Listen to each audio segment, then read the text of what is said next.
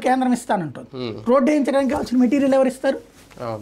ఇది లేక ఏం చేసేవాళ్ళంటే రోడ్డు పక్కన గడ్డి తీపించడం, లేకపోతే కాలువల దగ్గర ఉన్నటువంటి పిచ్చి గడ్డి కోయించడం, ఇట్లాంటి పనులు చేయించేవాళ్ళు. క్రమంగా ఇది మా హక్కు అని వాళ్ళు ఫీల్ అవ్వడం ప్రారంభించాక అదివరకు 8 గంటలు పనిచేసేవాళ్ళు. ఇప్పుడు సాధారణంగా ఇదివరకు పొద్దున్నే 8 వచ్చేసి సాయంత్రం 6 దాకా పనిచేసేవాళ్ళు.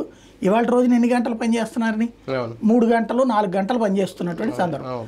అట్లాగా పని తక్కువైంది, ఎక్కువ వేతనం అయిపోయినటువంటి పరిస్థితి. చివరికి ఆ మెటీరియల్ లేక అది ఊరికినే నామకే వాస్తే అయిపోయింది. దాన్ని తర్వాత కాలంలో తీసుకొచ్చినటువంటి మార్పుల్లో భాగం ఏంటంటే మెటీరియల్ కాంపోనెంట్ అనేటటువంటి ఒక సిస్టమ్ తీసుకొచ్చారు.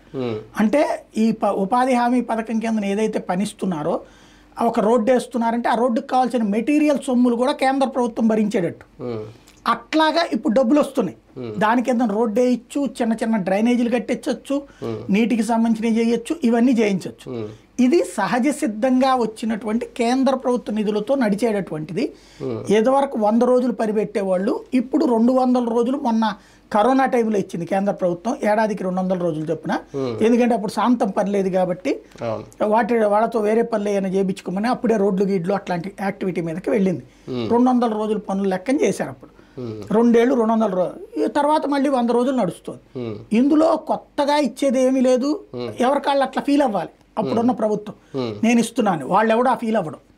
కానీ గ్రామ సభలు ఉన్నాయా మొన్నటి వరకు?